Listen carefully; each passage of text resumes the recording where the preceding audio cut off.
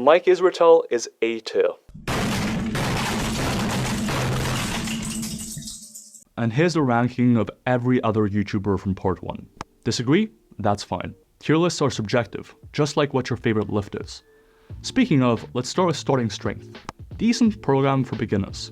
Only a few days of training per week. Sets of 5 reps are also a good blend of size and strength for the average beginner. A good emphasis on progressive overload too. But if you've listened to the Starting Strength podcast, or even just read their actual book, much of it is extremely dogmatic. The low bar squat is apparently a must-do. He also constantly dismisses exercise science. Some redeeming qualities, mostly bad, C tier. Can't speak about starting strength without mentioning Thrall. Alan had a rough start in the industry. He swore by starting strength principles, but since then has really put out some solid content. He's also highly entertaining, high beta. Another man with beautiful locks, rest in peace to Alan's mane. Kinobody, aka Greg O'Gallagher. Greg's info has always been pretty meh and basic, even at his peak.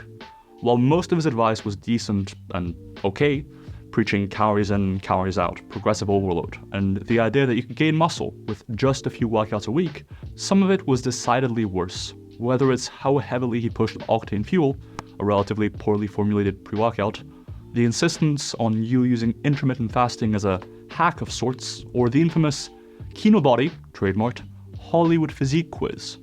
He had some pretty bad advice too, mid-C tier. Speaking of OGs, Omar Isuf. Omar was one of my inspirations for getting into YouTube. If you've been paying attention to some of my mannerisms, you can see the impact. I've been fortunate enough to become friends with Omar behind the scenes. He served as a gateway into fitness, and evidence-based fitness, for many. S tier, goated, yes, I am biased on this one. Another figure Omar's had some influence on is Paris Butler, aka Bald Omni Man. Besides being pretty jacked, Paris is a chill guy. You can tell he keeps an ear to the ground with regards to developments in exercise science, and his advice is generally sound. Of the so-called Noble Natty crew, a very silly little moniker by the way, one of the best, into low A tier. You can't spell Bald Omni Man without bald. You know who else is bald? That's right, Chris Beardsley and Paul Carter. Chris first. Chris's background is in geology, and it shows. In his interpretation of studies, he often misses the forest for the trees, focusing on mechanistic research over looking at applied data on muscle growth and strength. He'll forge models on shaky ground only to ignore numerous studies on the outcome he actually cares about, like muscle growth. In fact, as much as I have my differences with the Noble Natty crew on how science can help inform training, taking Chris's advice to write a program versus one of the Noble Natties, you'll almost certainly get more jacked listening to the Noble Natties. D tier. Speaking of Chris, I'd be remiss not to mention Paul Carter. Since he's essentially copying everything Chris says, he should also go into D tier.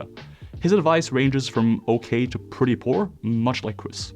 However, if you look closely, you can spot two differences. First, Paul behaves like a man-child online, calls everyone a cunt for asking him a question in the comments, and will block me only to blow off some more steam. Second, at least Paul Carter lifts some weights. High D tier. Since we're being bold talking about bald, let's talk about Alex Bromley. His information is okay at best. That said, my real bone to pick with Alex Bromley is his pretty poor epistemic stance, which stems from a difference in background. He relegates exercise science to the basically useless category when it comes to informing how you train. This stems from a fundamental misunderstanding of how extrapolations from studies to your training are made. Since you're not the person being studied, and the training program being used in the study isn't exactly what you're doing in the gym, how could exercise science ever be applied to your training, am I right? It's like homie's never heard of generalizable principles, things that are on average true, or normal distributions. Not exactly surprising, since he doesn't have any education in the matter, though. D tier. Next, MyoAdapt, S tier. MyoAdapt is a training app that we've been working on for years that will be better than anything else on the market. It'll take exercises and rank them for you, giving you only the most effective exercises in your program. If you're busy, it'll prioritize exercises that are more time efficient. There are many such cool features in MyoAdapt. So go to myoadapt.com now and sign up with your email to be notified when it launches. You'll be able to lock in at a lower price than any other time. To quickly talk about someone else who knows remarkably little about how to interpret exercise science research, Unsurprisingly, given he's never conducted any studies himself, Lyle McDonald. The one brownie point I'll give him is that he stuck to his promise and gave me $1,000 for completing the challenge. Beyond that, very poor at interpreting research, quick to accuse researchers of bias, and has name-called nearly everyone in the industry at some point. Bottom D tier. In much the same way, Jason Blaha can go just above Lyle McDonald. His advice is usually better. To provide some much-needed positivity, data-driven strength. I can't recommend their content highly enough. Zach, Josh, Jake, and Drake are doing some of the best research out there, period. I think their future is bright. Top of S tier, go check them out. During part 1, I was called out for not including enough female influencers, and I agree. I did miss quite a few. Unfortunately, there aren't a ton of evidence-based fitness influencers at the top. One of the better female fitness influencers is Meg Squats. Though I haven't paid close attention, I know she's put out some good content around fitness during pregnancy and postpartum, and she's gotten a lot of women to lift, which is great. She's had some bad takes too, don't get me wrong, like doming during ab training, which to my knowledge has no scientific basis. But on the whole, above average, and definitely above average in the female fitness space. A tier. Two other popular female fitness influencers, Lean Beef Patty and Gains by Brains, are both just okay. Despite her name, Gains by Brains speaks remarkably little about exercise science. While most of the advice she gives is basic and average, she does have some worse advice too. Into low beta. Similarly, Lean Beef Patty is mostly a fitness influencer versus an exercise scientist. Most of her takes aren't egregiously poor, but she's also not really focusing on providing information on how to best train and eat. Not really my thing, mid-beta, average.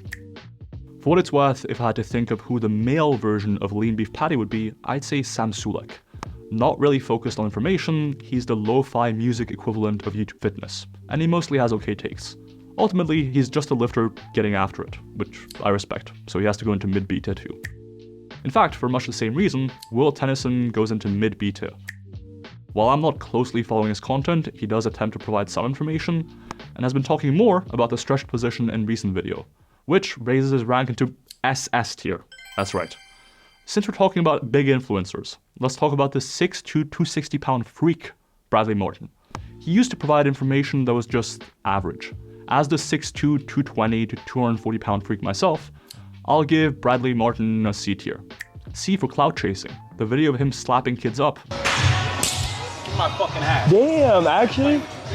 Whether fake or real is in poor taste. Squat University is also heavily overrated.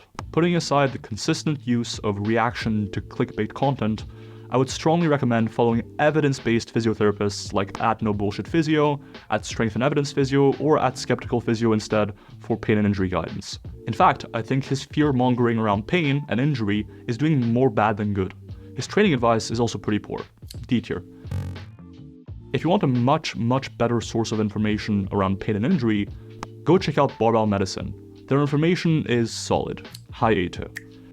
Since people complained when I didn't mention him last time, V-Shred is the YouTuber who's taken the torch from six-pack shortcuts as the most bloated, misguided beginner advice. But compared to Squat University, at least he's not fear-mongering around pain and injury. D tier. A very good YouTube alternative to V-Shred for training advice is Eugene Teo. He does a good job staying up to date with the research, communicates important science, and gives practical advice. Mid-A tier. If you're focusing on building muscle, Hypertrophy Coach is another good resource. Very in-depth anatomy information, but not always super practical, and not super evidence-based. High B tier. And finally, Derek for More Plates, More Dates here. What's up guys, Derek, moreplatesmoredates.com. He's like Mike Israetel meets Greg Doucette. Somewhat evidence-based, but far too reaction-based for me. That said, much of his training advice is at least decent, but not particularly evidence-based. He doesn't seem to stay up to date with exercise science, but if you're into reaction content, you could do worse. You could also do better. B tier. This is the final tier list. Disagree? Good. We have different tastes and criteria. But please, make your argument in the comments below as to why I'm wrong, and I'll respond to the most upvoted ones. Peace.